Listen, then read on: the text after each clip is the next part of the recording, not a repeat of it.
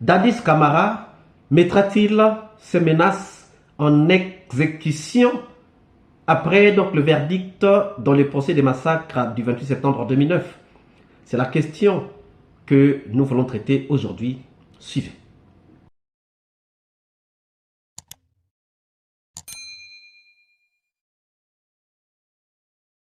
Bonjour, bonsoir, cela dépend de l'heure à laquelle vous regardez cette vidéo. Bienvenue si vous nous découvrez pour une première fois. À écouter la défense de Dadis Camara pour lui-même, nous comprenons que Dadis Camara menace. Dadis Camara menace tout le monde. Mais avant tout, nous voudrions vous laisser cet extrait et nous reviendrons pour en faire l'analyse et chacun pourra donc en tirer ses propres conclusions. Suivez. Vous voulez insidieusement, d'une manière insidieuse, en passant par cette fameuse requalification. Parce que vous n'avez pas de preuves. Vous n'avez pas aidé le procureur. Vous n'avez pas de preuves. Si vous avez les preuves, amenez-les, nous allons les discuter contradictoirement devant le président. Vous ne les avez pas. Aucunement. Il fallait donc passer par cette requalification. Et la requalification, là, vous parlez de la CPI. Je suis d'accord. C'est comme si un étudiant sortait de l'université de droit qui vient et qui veut être procureur, qui veut être président de juge. Non! Les maîtres Silla qui sont là, les maîtres Almami, ils ont fait des stages. C'est le stage de la professionnalisation qui fait de l'homme professionnel dans les grandes institutions un vrai professionnaliste. Avez-vous reçu ces stages-là? Vous pensez qu'à la CPI a des structures, comme le président a aussi ses structures. Vous voulez passer, prendre un fardeau, mettre devant le président, et qu'après un moment donné, qu'on dise non, c'est le président qui a fait ça. Monsieur le président, messieurs les assesseurs, et la partie civile, maître Gilbert qui parle, qu'il vienne ici, parce que c'est un professionnel, qu'il m'exhibe des preuves, sinon que des déclarations imaginaires. On ne peut pas se fonder sur des déclarations, sur des imaginations, pour faire asseoir la conviction d'un président. Est-ce que vous pouvez clore maintenant? Pour clore, monsieur le président, on parle même de responsabilité de commandement. Mais c'est un précédent que vous voulez créer en Guinée. Autrement dit, tous les anciens présidents passeront un jour, parce qu'il n'y a pas un seul président sous son règne qui n'ait pas eu de mort. Vous voulez même créer des présidents, des précédents. Au président Doumbouya, il faut que je vous le dise. Alors, monsieur le président, ça ne marchera pas. Je suis convaincu, monsieur le président, que personne ne va vous induire en erreur. Je suis à la maison centrale. Je demande pas mal des pénitenciers et pénitentiaires. Le caractère que vous avez cadré tout le monde ici. Moi, je ne pouvais pas imaginer que cela pouvait passer. Monsieur le Président, dans la vie d'un homme, le général de Gaulle l'a dit, ne peuvent devenir des grands hommes que ceux qui le veulent. Je sais que, Monsieur le Président, quand vous allez être dans votre secret, vous allez prendre infraction par infraction. Oui, infraction, Monsieur Moussa Dadis Camara. Si les trois éléments constitutifs qui font d'une infraction ne sont pas constitués, c'est purement et simplement à rejeter.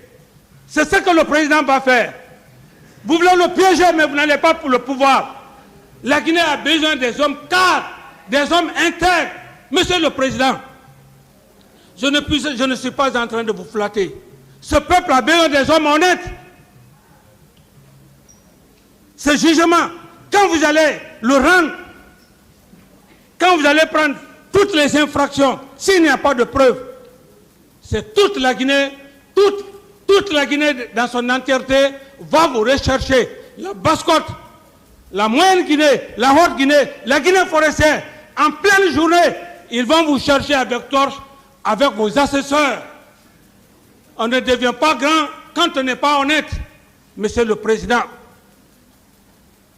Ils veulent créer une situation de nature à créer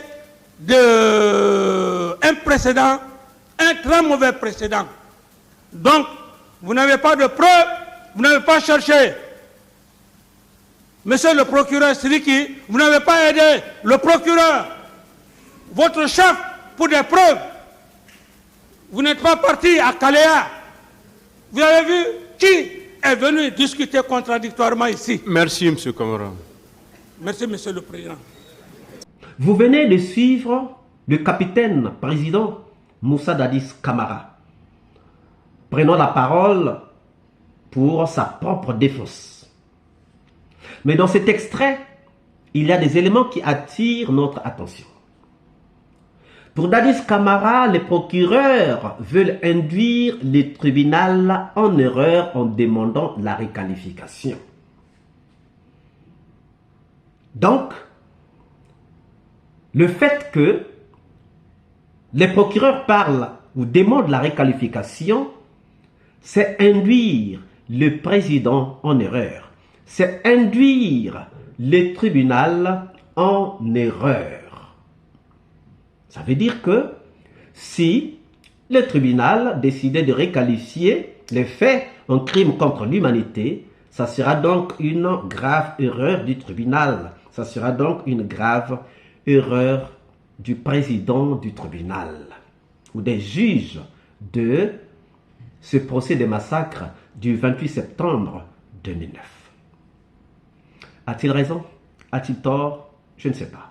Chacun peut chercher à réfléchir et à donner une certaine réponse à lui-même. Pour Dadis Camara, les procureurs demandent la requalification parce qu'ils n'ont pas de preuves. Donc, c'est par manque de preuves que les procureurs sont en train de demander la requalification. Ça veut dire que pour Dadis Camara, il n'y a pas de preuves contre lui, il n'y a pas de preuves contre eux. Est-ce qu'il y a des preuves? Est-ce qu'il n'y a pas de preuves? Je voudrais que chacun réponde à sa propre manière. Est-ce qu'il n'y a pas de preuves contre Dadis Camara? Parce que là, il est en train de se défendre lui-même. Donc lorsqu'il dit qu'il n'y a pas de preuves, ça veut dire qu'il dit qu'il n'y a pas de preuves contre lui. Est-ce qu'il n'y a pas de preuves contre lui? Déjà, il faut savoir que dans les preuves, il y a plusieurs types de preuves. Il y a les preuves matérielles, les preuves scientifiques, il y a les preuves testimoniales, qui sont donc les témoignages. Parce que les témoignages sont aussi des preuves. Et en droit, toutes les preuves ont la même valeur. Il n'y a pas une preuve qui vaut plus qu'une autre preuve. Les preuves scientifiques, les preuves matérielles, les preuves testimoniales valent toutes la même valeur. Dadis Camara demande une discussion contradictoire des preuves. C'est ça qu'il demande. Il dit au procureur, emmenez des preuves, nous allons les discuter de façon contradictoire. Mais lorsque les gens viennent rapporter ce que Dadis Camara aurait dit le 28 septembre, ce que Dadis Camara aurait dit après le 28 septembre sur les événements du 28 septembre 2009, Dadis Camara pourra-t-il vraiment venir discuter de ces preuves de façon contradictoire? Nous lui concédons ce droit. Il a le droit de penser ce qu'il pense. Dadis Camara s'insurge contre Maître Gilbert, donc contre les partis civils, dont il qualifie les plaidoiries d'imaginaire. Mais dans ce que Maître Gilbert a dit, nous pensons que ce n'est pas imaginaire, mais Maître Gilbert a rapporté ce que les gens ont dit de Dadis, les paroles de Dadis que les gens ont rapportées au tribunal ou devant le tribunal. Lorsque Maître Gilbert se dit, le fait de dire allons les mater, c'est aussi une incitation donc de Dadis Camara envers ces hommes pour que ces hommes aillent au stade. Le fait que Dadis s'habille en tenue militaire et cherche à aller au stade, ça motive ces gars à aller au stade. Et effectivement, il a dit que ces hommes pouvaient lui dire, ok, toi ne bouge pas, tu restes ici, mais nous allons pour mater les gens puisque tu veux que nous puissions les mater. Donc c'était une raison de plus de motiver les gens à sortir. Dadis peut-il vraiment bouder? Dadis dit qu'il y a eu des morts pendant tous les régimes. Et donc le tribunal veut créer un précédent qui va impliquer même le général, même s'il appelle colonel Doumbouya, le général Doumbouya. Parce qu'il y a eu des massacres ou il y a eu des morts pendant tous les régimes. Du temps de Sékou Touré, du temps de Lassana Conté, du temps de Dadis Camara, du temps de Sekouba, du temps d'Alpha Condé, du temps de Doumbouya. Donc, ces gens-là aussi doivent être interpellés. C'est ça que le message de Dadis. C'est ça le message que Dadis lance au tribunal ou à l'opinion nationale comme à l'opinion internationale. Mais c'est aussi un message qu'on lance à Doumbouya pour dire que non, moi je suis jugé, toi aussi il faut que tu sois jugé. C'est un appel à la clémence. C'est ce que nous comprenons. Peut-être pour faire peur ou vouloir faire peur à Doumbouya, pour que Doumbouya dise « Ah, moi, je ne veux pas être impliqué, moi, je ne veux pas être jugé, donc laissez seulement cette affaire. » C'est un appel que tout le monde peut comprendre de cette manière-là. Donc, Dadis Camara est en train de mélanger les pédales. Il cherche la clémence de Doumbouya.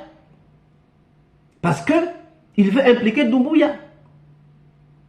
Mais si Doumbouya est en train de commettre des massacres, son tour aussi viendra. Son tour aussi viendra.